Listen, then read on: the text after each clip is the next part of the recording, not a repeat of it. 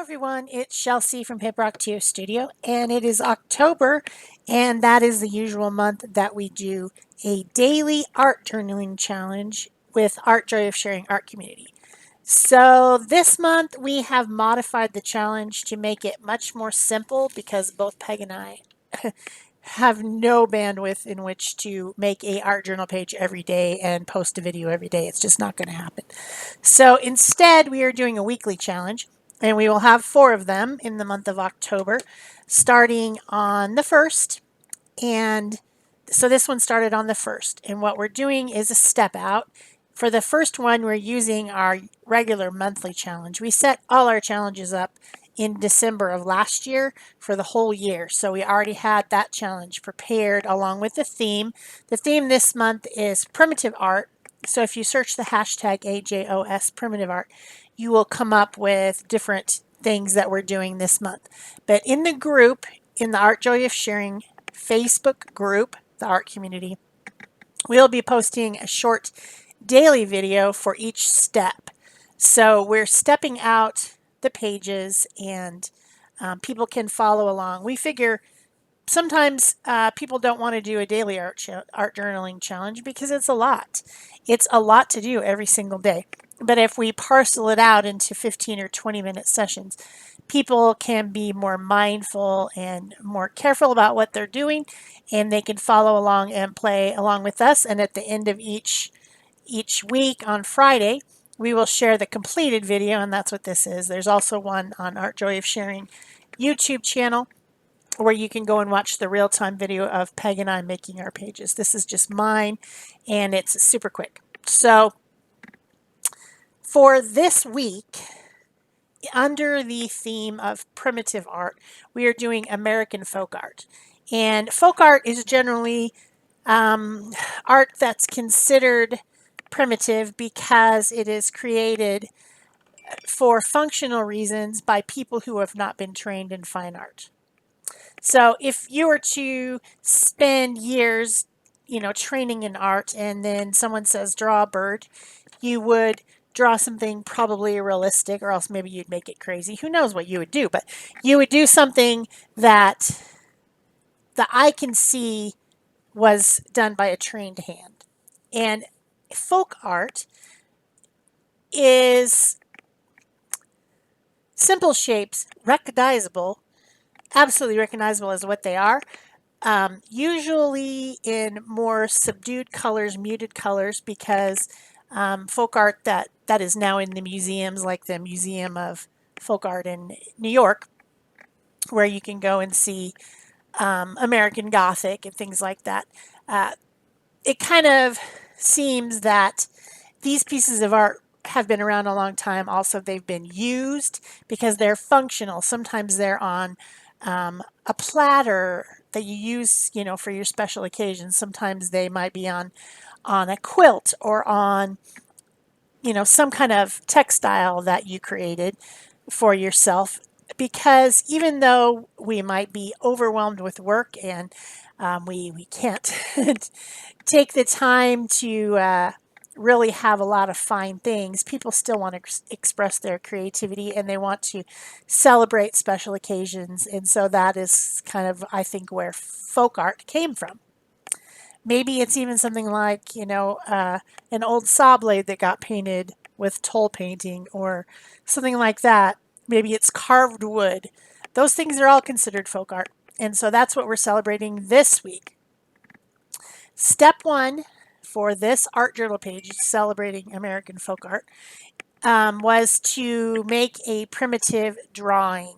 So I decided to make my drawing on a piece of text paper that's kind of aged, because one thing that I've noticed about a lot of folk art is that it's in muted colors. So I wanted to use some of the classic shapes that you might see, and I wanted to do it in muted colors. Those are my thoughts.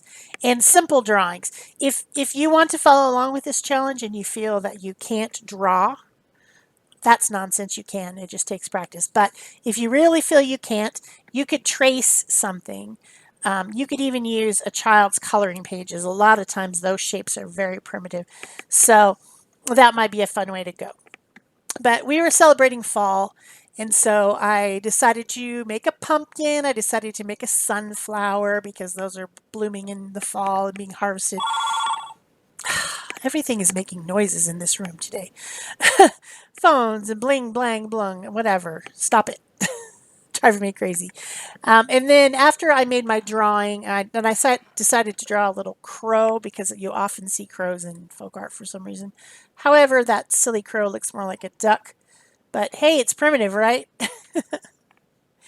So step two, when we do our challenges, our monthly challenges, in this case it's going to be weekly challenges this month, we usually include some colors.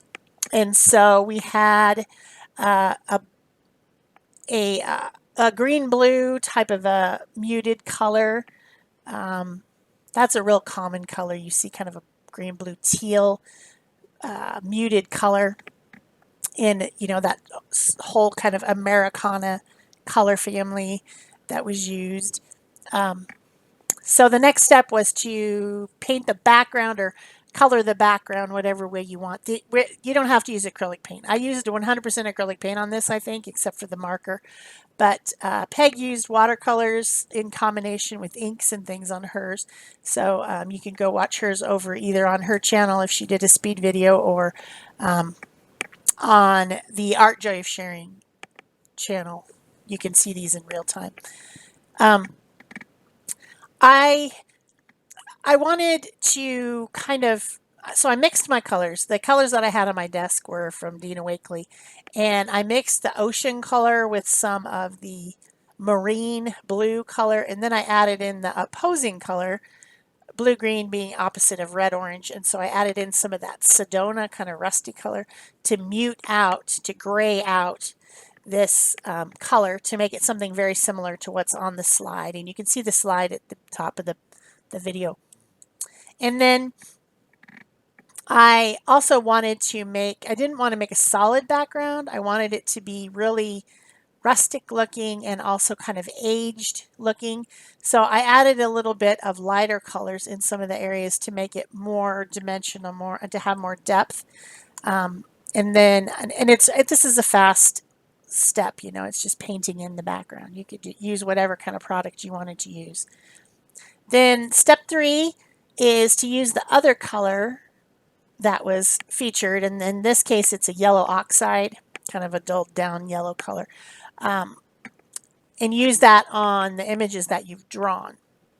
So I have more than one thing. I'm not just going to color in it, you know, yellow oxide. I blended some lemon with some olive, and then I think I threw in, I can't remember if I added in a little bit of that cheddar color as well. And then I've got cheddar and Sedona, which is like a kind of a dull orange and a rust. And I'm making an ombre effect on my pumpkin. That's not as primitive as it could be, but of course, you know, this is my art as well. I'm inspired by American folk art, but it probably at the end doesn't look that much like it. I also use those same colors on my sunflower. The sunflower is kind of tilting over and its head is pointed down, so you don't see the seeds. You're seeing the back of where the seeds would be located, because I thought that made a more pleasing shape to go with my composition rather than having it stand straight up with its head open and up. And then I'm using the olive color and I'm mixing it in with some of the evergreen because the olive seemed almost brown in comparison to these other colors. You know, when you put this color by this color, what your eye sees, it doesn't necessarily see the clarity of the color that it is, but more what is being influenced by your brain. So it wasn't green enough. So I mixed it with some evergreen, which is like a, you know, more blue green, whereas the olive is a real yellowy, orangey green. And that is for my stems and leaves. And I again use that yellow oxide color to blend out the tips of the leaves. And this is so primitive. It's like a coloring page. Simple shapes, coloring them in, only I just happen to be coloring with paint.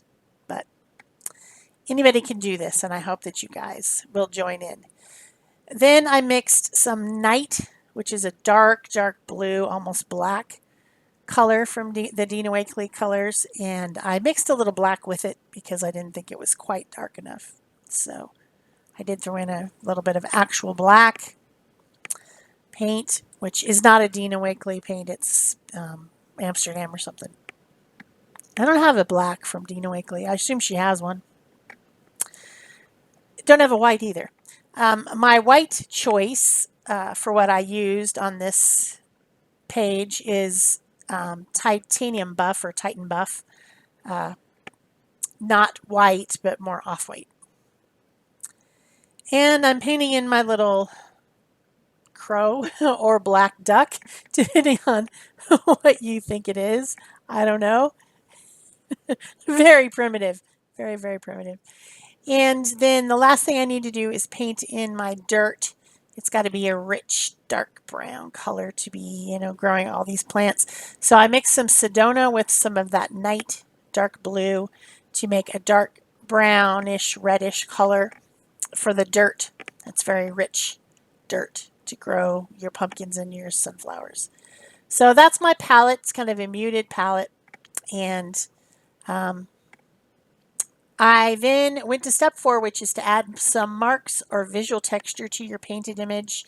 So I'm using a fresh new Posca pen that I opened up to draw in lines and, flesh out my outlines that got a little bit covered up by paint, and add some more lines and hash marks and things within my images to add back in the detail or to add detail that wasn't there before.